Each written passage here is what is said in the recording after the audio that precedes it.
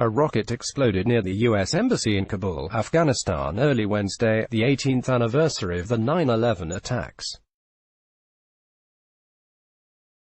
A plume of smoke rose over central Kabul shortly after midnight and sirens could be heard. Inside the embassy, employees heard this message over the loudspeaker: an explosion caused by a rocket has occurred on compound. Officials gave the all-clear about an hour after the blast and reported no injuries. The NATO mission, which is nearby, also said no personnel had been injured. The attack was the first major action in Kabul since President Trump announced Monday that peace talks with the Taliban to end America's longest war are dead. Over the weekend, Trump abruptly cancelled planned meetings with Afghan and Taliban leaders at Camp David. The Taliban had claimed responsibility for 2 car bombings last week, one of which killed an American soldier. A plume of smoke rises near the U.S. Embassy in Kabul, Afghanistan on Wednesday, Sept. 11, 2019. A blast was heard shortly after midnight on the anniversary of the 9/11 attacks. App photo. Kara, a Taliban spokesman Zabihullah Mujahid told Al Jazeera that Trump would regret turning his back on peace talks. We had 2 ways to end the occupation in Afghanistan.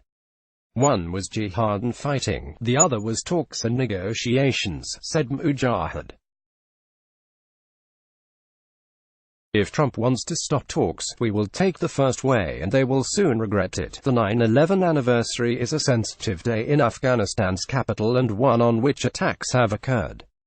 A U.S.-led invasion of Afghanistan shortly after the 2001 attack toppled the Taliban, who had harbored Osama bin Laden, the al-Qaeda leader and attacks mastermind. In the nearly 18 years of fighting since then, the number of U.S. troops in Afghanistan soared to 100,000 and dropped dramatically after bin Laden was killed in neighboring Pakistan in 2011. The now defunct accords were set to include the withdrawal of 14,000 U.S.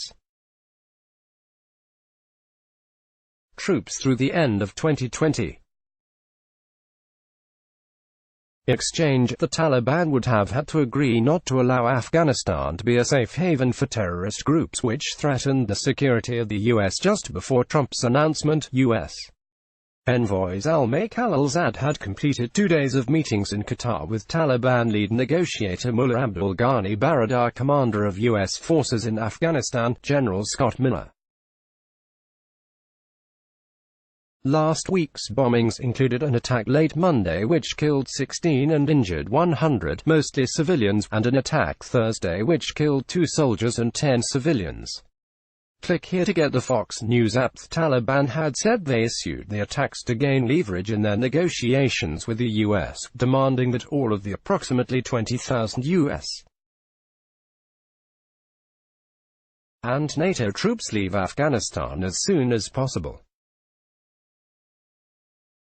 The Afghani government had been critical of any sort of peace agreement, largely because the Taliban had demanded Afghanistan President Ashraf Ghani be shut out of the negotiations. Peace with a group that is still killing innocent people is meaningless, said Ghani last week. Afghans have been bitten by this snake before, added his advisor Wahid Omar. The Associated Press contributed to this report. Let's block ads. Why?